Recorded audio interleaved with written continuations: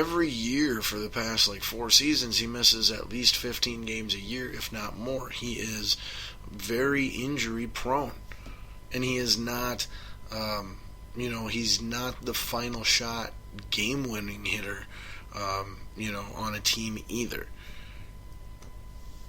He's a little bit of a smaller, less awesome Kawhi Leonard.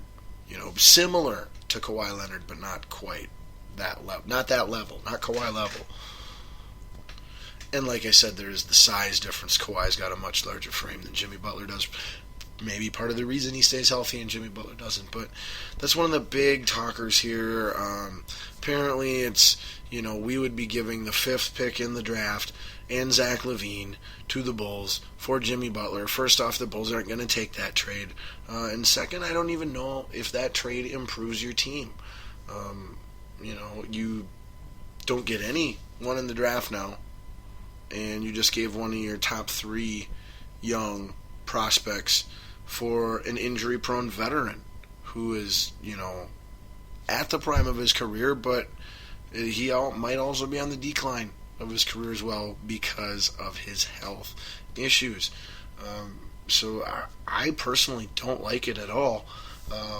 However, if we could somehow, if instead of the 5th pick, we could trade Ricky Rubio and Zach LaVine and maybe a future first-round draft pick, 2 future first-round draft picks in upcoming years, but we keep this year's number 5 and we get Jimmy Butler, I would take that trade because then we could start Butler at the 2 and Wiggins at the 3, or vice versa, rotate them however you want, offensively and defensively, and then let's use that 5th overall pick on a point guard in this draft, either Chris Dunn from Providence, who I prefer, or Jamal Murray from Kentucky, who's got ties and a little bit of a relationship with Big Cat. So let's take just a quick look at the other names, that the Timberwolves will be watching go right before them as they pick, or will be considering. We'll just try to take a look at a general top 10 of player prospects here in the upcoming draft. Now, the general consensus going into the draft all college basketball season was that Ben Simmons from LSU was the number 1 pick all year, just like last year it was supposed. Jahlil Okafor was that guy all year, just like a few years before that Michael Beasley was that guy. Like we see this all the time. Then as the season ended and people started, the draft lottery took place, and that was determined, you started to see people mention that Brandon Ingram from Duke was another possible candidate for the number 1 overall pick. And I had been saying all year watching college basketball that if and whoever takes Ben Simmons number 1 overall is going to be getting a Kwame Brown, Michael Olowokandi level bust. Trust me on this one. Not impressed at all with Ben Simmons. Think he's an absolute wash in the NBA. And so in a classic example of Scotty Ball being right before everyone else knew what was going on, in the recent mocks now, Brandon Ingram is in fact the more people than not, the majority predict that he will be the first pick taken in the draft to the Philadelphia 76ers, followed by Ben Simmons going second to the Los Angeles Lakers. Honestly, I think both of those teams are, I think the Lakers are cool with whichever one of them they get. And obviously the 76ers tank to get the first pick, to have their pick of all of them, so they will stay there and make their pick and take the person that they like most. It is even in the realm of possibility that they could reach for who they hope to be the next Kristaps Porzingis or Dirk Nowitzki and take the Croatian sensation 18-year-old Dragan Bender from Futurama.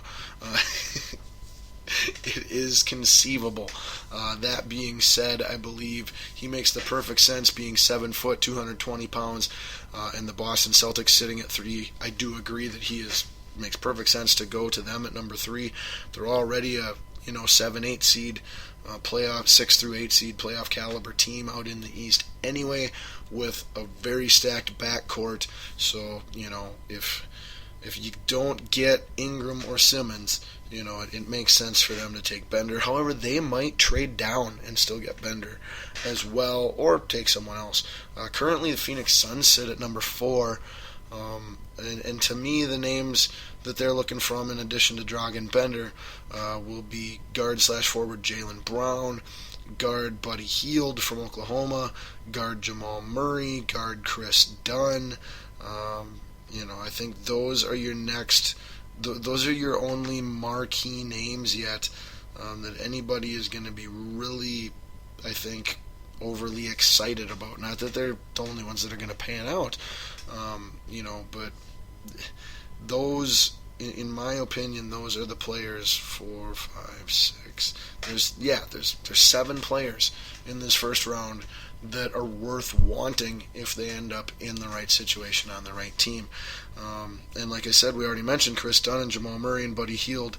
That's who we're looking at for the Minnesota Timberwolves. They have no need for Jaylen Brown, a 6'7", 225 swingman. As long as Levine and Wiggins are on the team, he does not make any sense whatsoever. However, if Dragan Bender was still available for the T-Wolves at 5, and let's say both Jamal Murray and Chris Dunn are gone, and you're looking at Buddy Hield, Jaylen Brown, or Dragan Bender, and you're the Minnesota Timberwolves, do not take Buddy Hield out of need there. Take Dragan Bender and hope that you can pair him with Big Cat and have just this amazing freaking front court to go along with Wiggins and Levine, who you've already got in your backcourt. And I mean, holy guacamole, Batman. Now, for the record, let it be known, as you if you listen weekly, you do know this. There are two people that, I think from a make us better now and a need right now aspect, the 2 players I'm looking at that I like in order are Chris Dunn, point guard from Providence, who is the best pure point guard in this draft, and that's what this team needs to make it to the next level. It's a point guard league, and Ricky Rubio can't get it done. How many times does this guy need to fail, and his team need to fail because of him? I don't get it. I don't understand why everybody doesn't understand that a new starting point guard on the Timberwolves is our number 1 personnel need. And everybody talks about depth, wanting to add depth to this team. Well, here's the thing with that. Yes, this team needs more depth. But B, you can't add depth to your team until you know what your starting rotation and identity, what your primary 5 looks like and consists of. Only once you have that can you actually add your depth. Otherwise, you're not adding depth. You're adding people who are going to end up starting that aren't worthy of being starters. Tayshaun Prince. Now, I do like Jamal Murray as well. He is 6'4", 205 to Dunn 6'4", 220. However, Jamal Murray is slightly a little more Dwayne Wade-ish in his game. Really likes to shoot a lot. But so does Russell Westbrook. So, Jamal Murray might be that point guard that we need as well, who can create his own shot and be a big-time guy, play defense, have some swagger.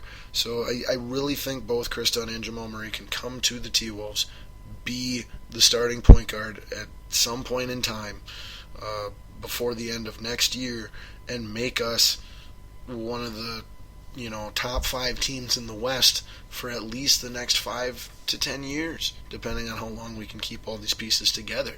Because then you're locked in with Levine at 2 and Wiggins at 3 and Big Cat at 4 and Gorgie or someone else, Al Horford maybe, that you sign via free agency, or Joakim Noah, and holy cow, you got, then all of a sudden, you have 2 to 4 guys on your bench that can contribute from time to time with a solid starting 5 that's always contributing for you. You're set. Okay, so focus on getting this starting five exactly what it needs to be. And that requires Ricky Rubio not being in the picture, okay? So, actually, what I would love to see the T-Wolves do is make a trade involving Ricky Rubio and, something else minor, like a bench player that we have right now, or money or second round picks or future protected first round picks, and make a trade, with freaking Boston at 3, or Phoenix at 4, or New Orleans at 6, or Denver at 7, or Sacramento at 8, or freaking the Raptors at 9, or probably not them, or the Bucks at 10. One of these other freaking teams here in the top half of the first round, and take a big guy. Get that point guard, either Murray or Dunn, with your fifth pick, and then trade Rubio for another top pick in this draft. After that, get your size, maybe a Jacob Poltel from Utah, or a Henry Ellenson from Marquette, or a Skal Labissiere from Kentucky, another Kentucky kid, Devontae Davis, But I mean, I think, again, can't say it enough, priorities for the T-Wolves: solidify their identity with their starting five, their primary main rotation.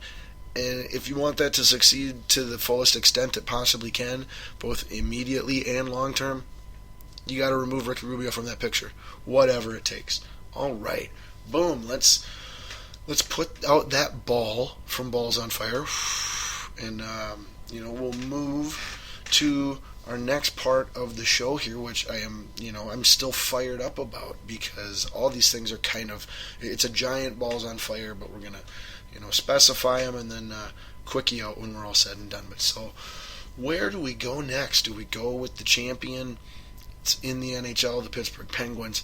We do try to give championship preferential treatment as often as possible here on the show. Do we go with my golf tournament coming up here, starting today, the U.S. Open that I am stoked for? Or do we go with my special guest segment for the week, this coming Sunday's WWE pay-per-view Money in the Bank? Time restraints, scheduling, demand, that it's not even a choice, ladies and gentlemen. I get to bring in my special guest and talk some WWE pro wrestling with you. Yes, yes, yes, yes. All right. And so at this time, it is my extreme pleasure and honor to introduce to you a man who needs no introduction, a man who probably knows more about what happened in the year of 1992 in the world of wrestling than you know about what's happened in the entire pro wrestling history. Ladies and gentlemen, I give to you the one and only WWE guru extraordinaire, Doug Sanders. Has for joining us, Doug Sanders. What a great introduction. Oh, thanks. Well, now, this has got to be, I was trying to do the count in my head, but I think this is either the 5th or the 6th episode of the show here that we've had you on now to help us preview an upcoming big WWE pay-per-view event and lend your expertise. Does that sound about right? Yeah, I think so. All right, yeah, I know we've had, because both WrestleManias and SummerSlam and One Money in the Bank, and did we have you on Night of Champions, I think, too, last year yet? And then maybe. And then Royal Rumble this year, so maybe even 7th, who knows? But anyway, we always enjoy having him here, and he helps us preview the big WWE pay-per-views, and that's exactly what we have coming up this Father's Day Sunday. Pre-show starting at 6 o'clock, official show starting at 7 o'clock Central Standard Time, the WWE Money in the Bank pay-per-view. Any information just on the show in general that you'd like to give us, Sander, maybe, Doug Sanders, maybe where it is, the venue it's being held at? Do you know what city it's in? Yes. This year? The venue is the T-Mobile Arena, and the city is Las Vegas, Nevada. Okay, all right.